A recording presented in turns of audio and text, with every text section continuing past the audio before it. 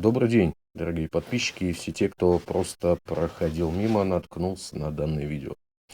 Итак, мотор застучал. Немного отдохнув от поездки, я принялся думать, что же с этим делать. Стук двигателя был где-то явно не сверху, это было что-то такое серьезное и что-то глубокое, скажем так. Не имея никакого опыта ремонта двигателей джипа, я принялся обзванивать сервисы и знакомых, кто мне хоть как-то может помочь в этом плане. Я старый американец, поэтому первое, что мне пришло в голову, это позвонить в Big Boys Big Toys, организация, которая занимается обслуживанием, продажей, привозом старых американских автомобилей.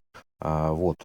Звоню туда, обрисовываю ситуацию, там мне объявляют за ремонт данного двигателя 600 тысяч рублей, а если рассматривать свап на что-то более интересное, это уже от миллиона.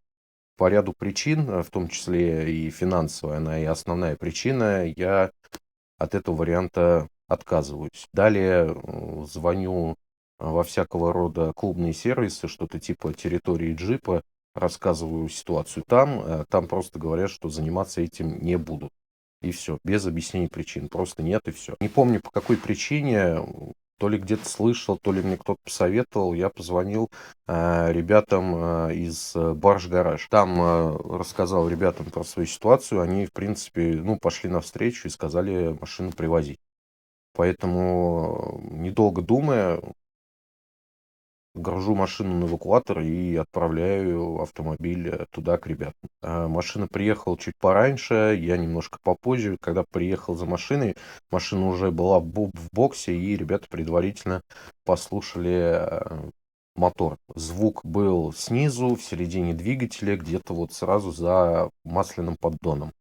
Для полной дефектовки поддон надо было снимать, поэтому я ребятам сказал, что снимайте поддон, я поехал, вот, типа, подъеду попозже, ну или позвоните, расскажете, что в итоге там у нас и стряслось. На следующий день мне пришло вот это видео. Металлический такой цвет. Но Ну да. крупных фрагментов нету. Ну, вон там чуть. Ну, вот она. Ну, чисто пыль такая. Вот она в середине как раз таки и есть. Да, вон пылюка. Так, Серег, смотри, вот он как раз этот проблемный. Макс, пошатай и другие. Вот соседний. Вон тот, давай какой-нибудь, который достаешь. Ну, здесь Ну, так. здесь это чуть-чуть. То же самое. И вот эти два сможешь? Ага. И еще разочек этот. Ага. Просмотрев внимательно видео, в принципе, я подумал, что, возможно, обойдется просто заменой вкладышей. Вот, но ребята настоятельно рекомендовали разбирать мотор для полной его дефектовки. Поэтому я сказал ребятам: окей, разбираем.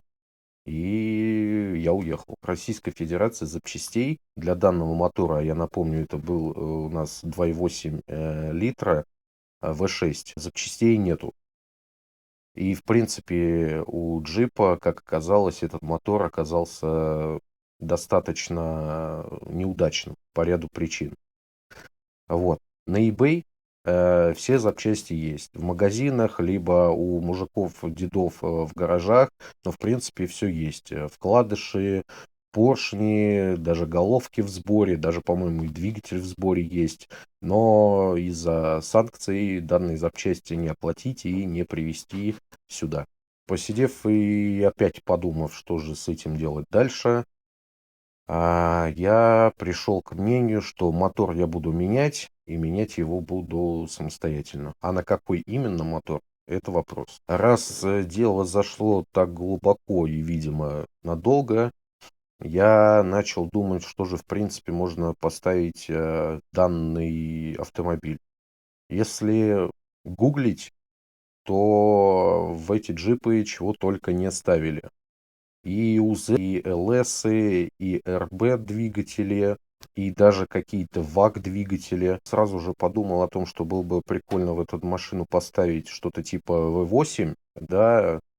У Гранда Чероки есть мотор V8 на 5,2 литра. но по ряду причин я от этой идеи решил отказаться, потому что а, капот при всем при этом нужно либо вырезать, либо как-то поднимать. Плюс машина еще не на учете, поэтому хотелось бы, чтобы не было проблем при постановке на учет, поставить сюда что-то плюс-минус родное. По той же причине отказываюсь и от ЗМЗ мотора V8.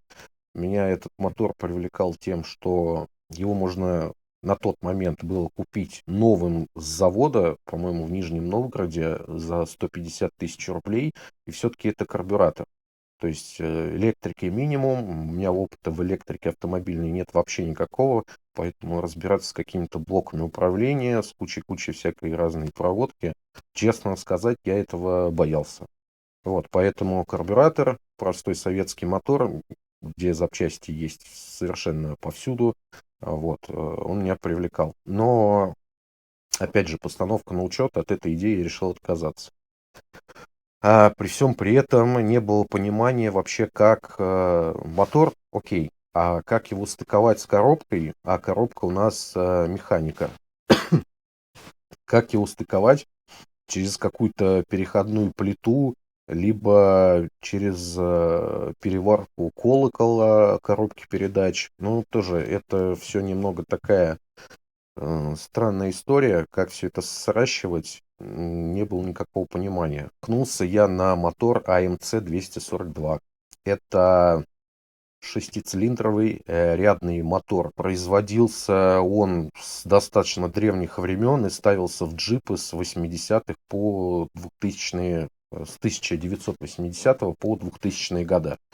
Они ставились и в XJ, в Jeep Cherokee XJ, в Grand Cherokee, во Wrangler и на еще следующую модель, не помню, как она называется. Ну, то есть, по факту мотора долгая такая история, запчасти на него есть, в этот автомобиль он ставился, поэтому, недолго думая, решаю искать этот мотор. И так, прочесывая весь интернет и всевозможные сайты по поиску моторов, запчастей и всего остального, наткнулся на разбор.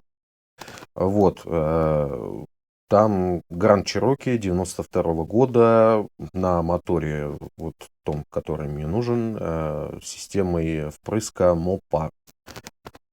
Да, как оказалось потом, очень много у меня, как оказалось потом, у этих двигателей тоже достаточно много всяких разных модификаций по системе впрыска, по количеству лошадей, по производству поршней, по-моему, они тоже там у них разные всякие бывают.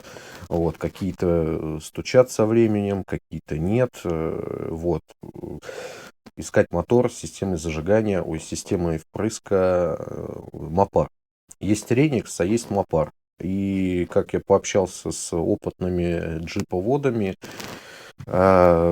Реникс вещь такая, что можно где-то на светофоре заглохнуть и далее уже не запуститься. Отогнать машину в гараж, она там 2-3 дня, 4 постоит, с ней можно ничего не делать, и она потом сама по себе заведется. Ну, в общем, какая-то такая непонятная история. Вот.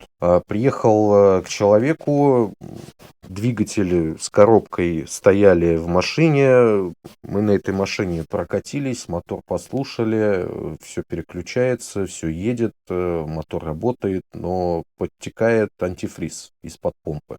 Но это не проблема, в любом случае все это дело менять.